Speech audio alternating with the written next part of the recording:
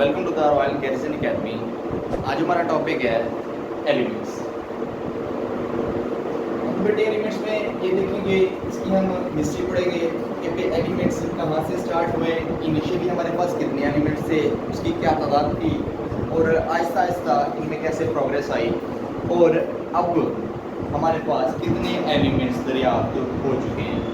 दूसरी बात हमने करनी है इसकी अक्रेंस की, कि एलिमेंट्स किस फेज में पाए जाते हैं और कहाँ कहाँ पाए जाते हैं। तीसरी बात हमने करनी है सैम्पल्स की। अब कि भाई सैम्पल से क्या मुराद है कि एलिमेंट्स को हम इन सैम्पल के साथ रिप्रेजेंट करते हैं। चौथी बात है बेटे वैलेंसी की। अब वैलेंसी क्या होती है, ये डिपेंड करती है बेटे आउटर मोस्ट सेल में इलेक्ट्रॉन पर। हमने हर एटम को चेक करना है कि भाई हर एटम के आउटर मोस्ट शेल में कितने इलेक्ट्रॉन्स हैं और उस लिहाज से उसकी वैलेंसी कितना होती है। अंडरस्टैंड। स्टार्ट करते हैं जी। क्या है एलिमेंट्स। जब हम इसकी हिस्ट्री की बात करते हैं तो याद रखिएगा इनिशियली हमारे पास 9 एलिमेंट्स थे। कितने थे? 9 एलिमेंट्स थे। उसके बाद जैसे ही 19वीं सदी आई, बेटे 19th सेंचुरी, 19th सेंचुरी के बेटे आगाज में हमारे पास कितने एलिमेंट्स दरियाफ्त हो चुके थे? 63 एलिमेंट्स दरियाफ्त हो चुके थे। अंडरस्टैंड। उसके बाद बेटे 19th सेंचुरी के एंड पे जैसे जैसे प्रोग्रेस होती रही ना, अब हम ये बात कर सकते हैं कि अब हमारे पास टोटल 118 एलिमेंट्स से डिस्कवर हो चुके हैं। कितने डिस्कवर हो चुके हैं? 180। अंडरस्टैंड। अब इन्हीं एलिमेंट्स को हमने पीरियोडिक टेबल में क्या किया हुआ है? क्लासीफाई किया हुआ है। कुछ एलिमेंट्स को हमने पीरियड्स में रखा हुआ है और कुछ एलिमेंट्स को हमने किस में रखा हुआ है? ग्रुप में रखा हुआ है। अंडरस्टैंड। चलिए अब नेक्स्ट बात आ जाती है इसकी अक्रेंस पे, भाई एलिमेंट्स कहाँ कहाँ पर पाए जाते हैं। तो अक्रेंस पढ़ने से पहले आपको ये तो पता होना चाहिए हिस्ट्री के बाद भाई एलिमेंट्स कहते किस चीज़ को है, किस बला का नाम है एलिमेंट। बेटे कोई ऐसी शय, क्या बेटे कोई ऐसी शय जो कि एक जैसे एटमों से मिलकर बनी हो। A substance made up of same type of atoms. कि कोई ऐसी शय बेटे क्या हो जो एक जैसे एलिमेंट से, एक जैसे एटमों से मिलकर क्या हो बेटे बनी हो, उसे हम क्या नाम देते हैं बेटे? पहली बात। दूसरी बात, पहली बात क्या की हमने कि एक जैसे एलिमेंट से बनी होगी, एटम से मिलकर बनी होगी। दूसरी बात कि भाई इनका एटॉमिक नंबर भी क्या होगा? यकसा होगा या एक जैसा होगा। अब एलिमेंट्स को हम लिख सकते हैं द सब्सटेंस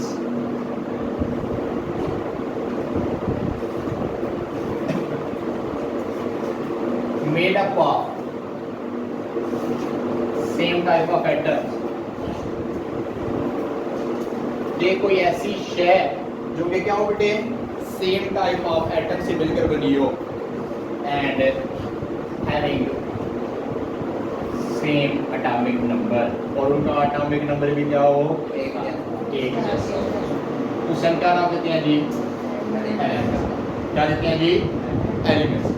अंडरस्टैंड। अब याद रखिएगा बेटे एलिमेंट्स आपके पास लिक्विड फेज में भी पाए जाते हैं, आपके पास सॉलिड फेज में भी पाए जाते हैं और गैसियस फेज में भी पाए जाते हैं। लेकिन अगर हम मेजर प्रोपोर्शन की बात करें तो ज़्यादातर एलिमेंट्स किस फॉर्म में हैं? सॉलिड स्टेट में। ठीक है, जैसे कि आपके पास क्या होगी? सोडियम होगी। ठीक है, अंडरस्टैंड। अब आपके पास जिंक हो गई, आपके पास आयरन। ये एलिमेंट्स किस फॉर्म में पाए जाते हैं? सॉलिड स्टेट में। अब लिक्विड फॉर्म में चंद एक एलिमेंट्स हैं जो कि क्या है बेटे लिक्विड फॉर्म में पाई जाती हैं। वो कौन कौन से हैं? ब्रोमीन और मरकरी। क्या बेटे? ब्रोमीन और मरकरी ये किस फॉर्म में पाए जाते हैं? लिक्विड फॉर्म में। और जो रिमेनिंग एलिमेंट्स हैं कुछ वो किस फेज में पाए जाते हैं बेटे? गैसियस फेज में। अब इन एलिमेंट्स की हम गैसियस फेज की बात करें तो क्या होता है हमारे पास? नाइट्रोजन गैस है कि नहीं है? ऑक्सीजन गैस है कि नहीं है? अच्छा जी, इस तरह क्या होती हैं बेटे चंद एक एलिमेंट्स किस फेज में पाए जाते हैं जी? गैसियस फेज में भी पाए जा सकते हैं।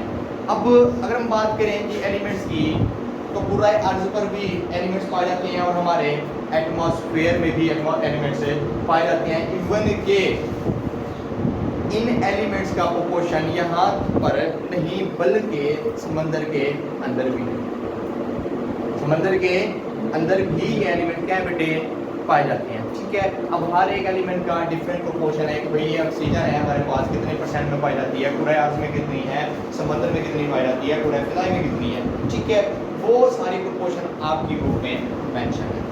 क्लियर है? अच्छा, अब बेटे बात करते हैं नेक्स्ट सैंपल्स की। अब सैंपल्स क्या होती हैं? सैंपल्स होती है बेटे रिप्रेजेंटेशन। क्या होती है? रिप्रेजेंटेशन। अगर इसको हम उर्दू में लिखें तो ये होती है बेटे अलामत। क्या जी?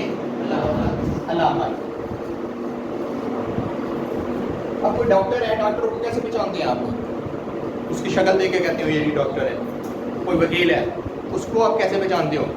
उसकी शक्ल देख के कहते हो ये वकील लग रहा है बंदा, ऐसे पहचानते हो। एक प्रोफेसर है, अब उसको देख दूर से देखते हो, वाह ये तो प्रोफेसर साहब आ रहे हैं, नहीं ना। तो क्या होता है स्पेशल? डॉक्टर के आगे टीआर लिखा होता है। क्या लिखा होता है? टीआर। या उसकी दूसरी पहचान है कि उसने वाइट कोट पहना होता है। क्या ये उसकी पहचान है जी? अलामत है। ठीक है, लाइकवाइज अगर हम वकील की बात करें तो उसने कौन सा कोट पहना होता है जी? Black coat. तो हमें अंदाजा हो जाता है कि भाई ये क्या है।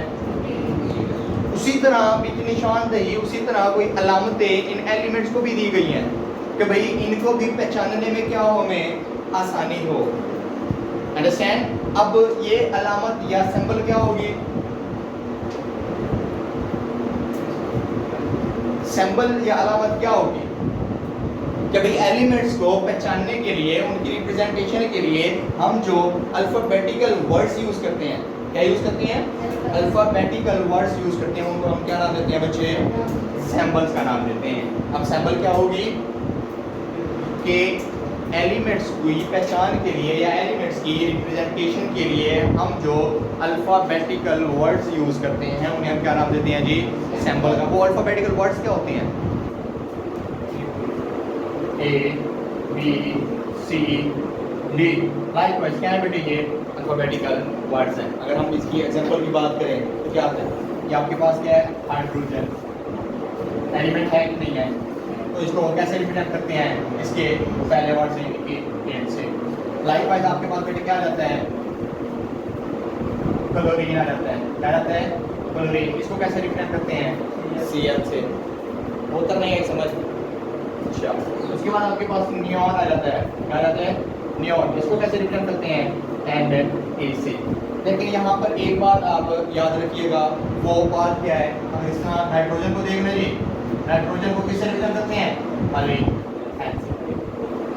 अब हमने ये किया जी, कुछ एलिमेंट्स हैं उनको हमने एक ही अल्फाबेटिकल वर्ड से रिप्रेजेंट किया और कुछ एलिमेंट्स ऐसे हैं जिनको हमने दो से रिप्रेजेंट किया। अब इसकी क्या लॉजिक है? याद रखिएगा बेटे, जब एक अल्फाबेटिकल वर्ड से आपने रिप्रेजेंट करना हो तो वो वर्ड आपने कैपिटल लेटर लिखना है। क्या लिखना है? Capital letter. अगर सिंगल वर्ड हो, क्या हो? सिंगल वर्ड हो तो आपने क्या लिखना है? कैपिटल में। लाइक ये देखो, हाइड्रोजन और नाइट्रोजन दोनों ही कैपिटल में लिखोगे। अगर आपके पास alphabetical words 2 or more than 2, क्या हो? 2 आर मोर देन 2, बेसिकली 2 ही होते हैं। तो उनके लिए आपने क्या करना है? पहला वर्ड तो आपने कैपिटल में ही लिखना है। पहला वर्ड क्या करना है? कैपिटल में लिखना है, लेकिन दूसरा वर्ड स्मॉल लेटर में लिखना है। कैसे लिखना है जी? स्मॉल लेटर में। अंडरस्टैंड? अच्छा, ये हो गया क्या बेटे उसकी? नेक्स्ट हमारे पास आ जाती है बेटे वैलेंसी। अब वैलेंसी में हम देखते हैं कि वैलेंसी क्या होती है और किस पर डिपेंड करती है। शुरू में ही मैंने आपको बताया था कि वैलेंसी डिपेंड करती है किसी भी एटम या एलिमेंट के अंदर पाए जाने वाले आउटर मोस्ट शेल में जो इलेक्ट्रॉन्स होते हैं बेटे, उन पर क्या करती है? ये डिपेंड करती है। वैलेंसी बेसिकली क्या होती है बेटे? अगर हम सिंपली बात करें ना, ये एक टेंडेंसी होती है, एक इस्तेदाद होती है। क्या होती है बेटे? एक इस्तेदाद होती है कि एक एटम के दूसरे एटम के साथ मिलने की इस्तेदाद को हम क्या नाम देते हैं जी? The tendency of atom, the tendency of an atom to combine with another atom, that is called tendency, that is called valency. अच्छा, अब वैलेंसी को हमने क्या नाम दिया जी कि एक एटम का दूसरे एटम के साथ मिलकर बॉन्ड बनाना। क्या करना जी? अब एक एटम का दूसरे एटम के साथ मिलकर बॉन्ड बनाने की इस्तेमाल को हम क्या नाम देंगे जी? वैलेंसी का नाम देंगे। Understand? The tendency of an atom to combine with another atom to form a bond, that is called valency. Understand? अच्छा, मैंने कहा कि वैलेंसी किस पर डिपेंड करती है? आउटर मोस्ट शेल में पाए जाने वाले इलेक्ट्रॉन्स पर डिपेंड करती है। इस पर जी आउटर मोस्ट शेल में पाए जाने वाले इलेक्ट्रॉन्स पर डिपेंड करती है। अब ये इसको देखते हैं जी, ये कैसे डिपेंड करती है? क्या करती है? कैसे डिपेंड करती है? आपके पास सिंपल है, आपका ये एच ये आपस में क्या बना रहे हैं? ये बॉन्ड बना रहे हैं, ठीक है। तो कैसे बना रहे हैं? हाइड्रोजन को देखो, एटॉमिक नंबर क्या होता है? ये लाइक पर दूसरे हाइड्रोजन को ले लो, एटॉमिक नंबर क्या होता है? 1। अच्छा, अब ये क्या करेगा? अपना इलेक्ट्रॉन रिमूव कर देगा। ये क्या करेगा? अपना इलेक्ट्रॉन रिमूव कर देगा। ये वाला इसको दे देगा, ये वाला इसको दे देगा। ये आपस में क्या बना लेंगे जी? बॉन्ड बना लेंगे। क्या बना लेंगे जी? बॉन्ड बना के। देखिए इसके ऊपर मोशन में कितने इलेक्ट्रॉन है? एक। इसके ऊपर मोशन में कितने इलेक्ट्रॉन है? एक। ये इसको रिप्लेस कर देगा, ये इसको, ये क्या बन जाएगा? H। आपस में क्या बना लेंगे जी? बॉन्ड बना लेंगे। अंडरस्टैंड? अच्छा, इसकी दूसरी एग्जांपल अगर हम लें तो क्या हमारे पास आ जाता है बेटे? CH4। अब हाइड्रोजन कितनी है और कार्बन?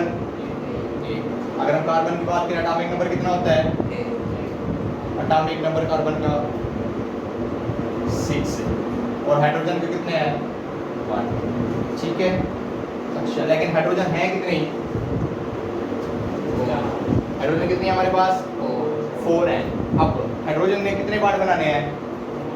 4 बॉन्ड बनाने हैं। कितने बॉन्ड बनाने बेटे? 4 बॉन्ड। अच्छा, तो क्या होगा? एक हाइड्रोजन यहाँ से जुड़ गया है, एक यहाँ से, एक यहाँ से और एक बेटे यहाँ से। अंडरस्टैंड? अगर हम कार्बन की बात करें तो कार्बन 4 बॉन्ड बना रही है। हाइड्रोजन बेसिकली एक बॉन्ड बनाती है, लेकिन 4 हाइड्रोजन है, इस वजह से कितने बॉन्ड बनेंगे? 4। लेकिन कार्बन की बात करें अगर, वो कितने बॉन्ड बनाती है? 4 बॉन्ड बना सकती है। ये देखिए, हाइड्रोजन ने कितने बॉन्ड बनाए थे? हाइड्रोजन ने कितने बॉन्ड बनाए यहाँ पर? 1। तो इस वजह से इसकी वैलेंसी कितनी है? 1। यहाँ पर कार्बन कितने बॉन्ड बना रही है? 4। तो कार्बन की वैलेंसी क्या होगी? 4 होगी। ये 4 बॉन्ड कैसे बना रही है? देखें, एटॉमिक नंबर क्या है? 6। इलेक्ट्रॉनिक कॉन्फ़िगरेशन करो तो पहले शेल में कितने आते हैं? 2 इलेक्ट्रॉन्स। अंडरस्टैंड? बाकी कितने रिमेनिंग हैं? 6 में से बेटे 2 पहले शेल में आ गए, बाकी कितने रह गए? 4। वो क्या हो गए बेटे? वो दूसरे शेल में आ गए। अंडरस्टैंड? अच्छा, अब इसको अपना ये ऑक्टेट कंप्लीट करने के लिए कितने इलेक्ट्रॉन्स दरकार होते हैं? 8 इलेक्ट्रॉन बेटे। एक होता है डुप्लेट, दूसरा होता है ऑक्टेट। क्या होता है? एक होता है डुप्लेट, ऑक्टेट। डुप्लेट होता है बेटे accommodation of maximum 2 electrons in outermost shell and octet is accommodation of maximum 8 electrons in outermost shell. अगर आखिरी शेल में 2 इलेक्ट्रॉन्स होंगे तो वो क्या कहलाएगा? डुप्लेट। अगर आखिरी शेल में 8 इलेक्ट्रॉन्स होंगे तो वो क्या कहलाएगा जी? ऑक्टेट कहलाएगा। अब कार्बन है, पहला शेल तो उसका कंप्लीट है, डुप्लेट यानी कि 2 इलेक्ट्रॉन, वो तो कंप्लीट हो गया। दूसरे शेल की अगर हम बात करें तो उसमें कितने हैं? 4 इलेक्ट्रॉन्स। कितने रिक्वायर हैं इनको? 4 इलेक्ट्रॉन्स की इसको क्या है बेटे? जरूरत है। ये किसी दूसरे एटम के पास जाएगा कि भाई मुझे क्या कर दो? 4 इलेक्ट्रॉन्स उधार दे दो ताकि मैं क्या हो जाऊं? स्टेबल हो जाऊं। अब ये हाइड्रोजन के पास आता है, 4 हाइड्रोजन है, उनसे एक एक करके क्या लेते हैं बेटे? इलेक्ट्रॉन्स लेते हैं। वो कितने बॉन्ड बना लेते हैं? 4 बॉन्ड। अब जब 4 बॉन्ड बन जाते हैं तो ये इसका ऑक्टेट क्या हो जाता है बेटे? कंप्लीट हो जाता है। यही वजह है कि हमने कहा कि कार्बन कितने बॉन्ड बना सकती है? 4 बॉन्ड बना सकती है। इस वजह से कार्बन की वैलेंसी कितनी होगी जी? 4 होगी। अंडरस्टैंड? अच्छा, अब वो बेटे वैलेंसी डिपेंड करती है, ये जो हमने कहा कि कुछ एलिमेंट्स अपने अंदर से इलेक्ट्रॉन को लूज कर देते हैं, ठीक है, कुछ इलेक्ट्रॉन्स क्या करते हैं जी? गेन करते हैं। उसके अकॉर्डिंग हम उसको क्या देते हैं? वैलेंसी देते हैं। अब अगर हम मेटल एटम की बात करें, सोडियम को देख लो, एटॉमिक नंबर 11 होता है बेटे, ठीक है। पहले शेल में कितने आ गए? 2, दूसरे शेल में 8 हो गए, कितने हो गए जी? 8 हो गए। तीसरे शेल में 1। अब ये क्या करेगा? अपने अंदर से एक इलेक्ट्रॉन रिमूव कर देगा। क्या कर देगा जी? रिमूव कर देगा, और ये स्टेबल हो जाएगा। इसका डॉपलेट भी कंप्लीट है और ऑक्टेट भी इसका कंप्लीट है। जब ये स्टेबल हो जाएगा तो कितने बॉन्ड बनाता है दूसरे एटम के साथ? इलेक्ट्रॉन को लूज करके एक इलेक्ट्रॉन रिमूव करता है ना, तो कितने बॉन्ड बनाएगा? एक ही बॉन्ड बनाएगा। ये देखो बेटे Na है, ठीक है, प्लस Cl है, तो Na2 NaCl, या इस चीज को आप ऐसे देख सकते हैं NaCl। ये कितने बॉन्ड बना रहा है सोडियम? कितने बॉन्ड बना रहा है? एक। कितने बना रहा है? ये होता है बॉन्ड। कितने बॉन्ड बना रहा है यहाँ पर? एक बॉन्ड बना रहा है। तो इस वजह से हम क्या कहते हैं कि सोडियम की वैलेंसी कितनी है? 1। कैसे पता चला हमें कि आउटर मोस्ट शेल में जितने इलेक्ट्रॉन्स हैं, उस इलेक्ट्रॉन को अगर ये लूज करते हैं या कोई और इलेक्ट्रॉन्स अपने अंदर गेन करते हैं, तो उसकी बेस में हम क्या करते हैं? उसको वैलेंसी तयन करते हैं। उसकी क्या करते हैं बेटे? हम वैलेंसी का तयन करते हैं। तो हमने कहा था ना कि वैलेंसी किस पे डिपेंड करती है? आउटर मोस्ट शेल में पाए जाने वाले इलेक्ट्रॉन्स पे डिपेंड करती है। अब इसके आउटर मोस्ट शेल में कितने इलेक्ट्रॉन है? सोडियम 1। अगर मैं मैग्नीशियम की बात करूं, एटॉमिक नंबर बेटे 12 होता है। पहले शेल में 2, दूसरे शेल में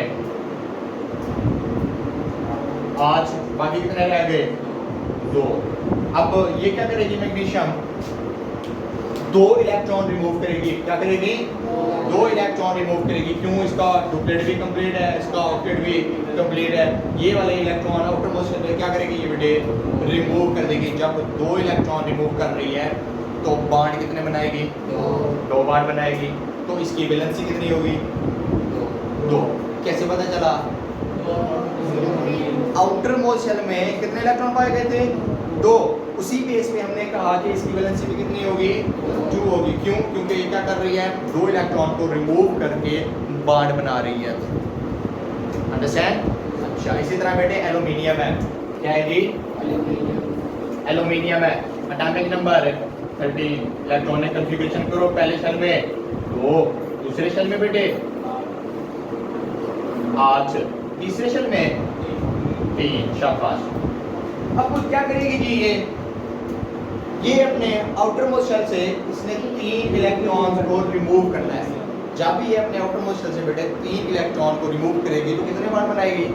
3। जब 3 बॉन्ड बनेंगे तो वैलेंसी कितनी होगी इसकी? 3। कैसे पता चला? कैसे पता चला जी? कि आउटर मोस्ट शेल में जितने इलेक्ट्रॉन्स हैं उस पर डिपेंड कर रही है वैलेंसी, कि जितने इलेक्ट्रॉन्स लूज हो रहे हैं उतना हम उसको क्या कर रहे हैं? वैलेंसी असाइन कर रहे हैं। समझ आ गई? क्लियर है ये? अच्छा, अब कुछ एलिमेंट्स बेटे ऐसे होते हैं जिनकी वैलेंसी 2 या 2 से ज़्यादा होती है। ये तो समझ आ गई ना? अच्छा, ये यहाँ तक हो गया जी। अब आयोनिक कंपाउंड को आपका नाम सुना है? आयोनिक कंपाउंड का एक होते हैं बेटे आयोनिक कंपाउंड,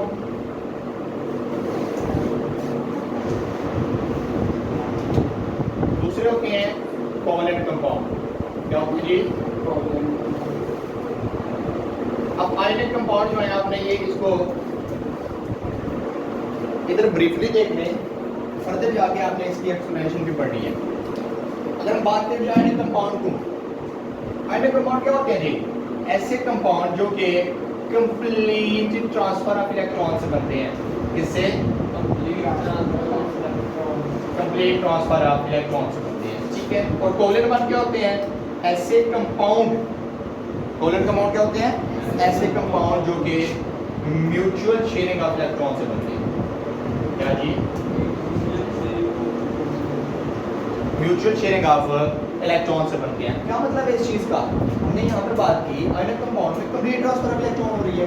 क्या मतलब? कि भाई इसमें एक एटम ऐसा होगा जो अपने इलेक्ट्रॉन सारे के सारे क्या करेगा जी? दूसरे एटम को डोनेट कर देगा। क्या कर देगा जी? डोनेट कर देगा, यानी कि खुद भी स्टेबल हो जाएगा और दूसरे को भी क्या करेगा? स्टेबल करेगा। तो ऐसे कंपाउंड को क्या नाम देते हैं? आयोनिक कंपाउंड का। कैसे भला? आइए देखते हैं। आपके पास क्या है, सोडियम है। हमने कहा कि एटॉमिक नंबर 11 होता है। आउटरमोस्ट शेल में कितने इलेक्ट्रॉन पाए जाते हैं? एक। ये एक को क्या करता है? रिमूव करता है। अब लाइकवाइज बेटे आप क्लोरीन को देख लो, इसके आउटरमोस्ट शेल में ये देखो 17, ठीक है। इलेक्ट्रॉनिक कन्फिगरेशन करो, पहले शेल में 2, दूसरे शेल में 8, तीसरे शेल में 7। ये देखो बेटे 17 है ना, पहले शेल में 2, दूसरे शेल में 8, कितने हो गए? 10। रिमेनिंग कितनी है? 7। वो 7 किस में आ जाएंगे? नेक्स्ट शेल में आ जाएंगे। अब मैंने क्या कहा था, ऑक्टेट में कितने इलेक्ट्रॉन्स अकोमोडेट हो सकते हैं?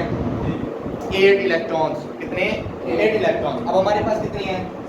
7 है। अब इसको क्या है, 7 इसको निकालना आसान है या एक लेके आना इसके लिए आसान है? एक किसी दूसरे से जाके मान ले, क्या है वो आसान है। 7 को निकालना क्या है, ये मुश्किल है। अब ये क्या करता है, सोडियम से वो कहता है कि तुम्हारे पास वो एक क्या है, वाफिर है, मुझे एक की क्या है जरूरत है, तुम क्या कर दो, मुझे दे दो। अब ये सोडियम अपना एक इलेक्ट्रॉन किसको डोनेट कर देता है जी? क्लोरीन को। और ये आपस में क्या बना लेते हैं जी? बांड बना लेते हैं। और ये जो बांड कहलाता है बेटे, वो क्या कहलाता है? आयनिक बांड या आयनिक कंपाउंड। ये वाला जो बना, ये जो कंपाउंड बना है उसका क्या नाम देंगे? Ionic compound. कैसे बना है वाला कि एक एटम ने क्या किया, अपने इलेक्ट्रॉन्स को कंप्लीटली ट्रांसफर कर दिया दूसरे एटम। अंडरस्टैंड? अच्छा। लाइकवाइज अगर हम बात करें जी कोवेलेंट कंपाउंड की, तो इधर ही हमने एग्जांपल दी है CH4 की। अब CH4 में क्या होता है, एक एटम यहाँ से कार्बन से कंट्रीब्यूट करता है और एक एटम हाइड्रोजन से कंट्रीब्यूट करता है। अब यहाँ पर भी एक इलेक्ट्रॉन यहाँ से, एक इलेक्ट्रॉन बेटे यहाँ से, एक इलेक्ट्रॉन यहाँ से, एक इलेक्ट्रॉन यहाँ से। कहने का मकसद क्या है, ये अपने इलेक्ट्रॉन को कंप्लीटली ट्रांसफर नहीं करता, बल्कि क्या करता है कि बाहमी इश्तराक कर लेता है कि कुछ इलेक्ट्रॉन तुम दो, कुछ मैं देता हूँ। आपस में क्या बनाते हैं जी? बांड बनाते हैं। तो ऐसे कंपाउंड को क्या करते हैं जी, जो म्यूचुअल शेयरिंग ऑफ इलेक्ट्रॉन से, क्या नाम देते हैं उनको? कोवेलेंट कंपाउंड का नाम देते हैं। अब ये जो आयनिक कंपाउंड है और कोवेलेंट कंपाउंड है, इनकी वैलेंसी भी किस पर डिपेंड करती है? इलेक्ट्रॉन्स के रिमूवल या इलेक्ट्रॉन के गेन करने पर डिपेंड करती है कि भाई जितने इलेक्ट्रॉन ये रिमूव करेंगे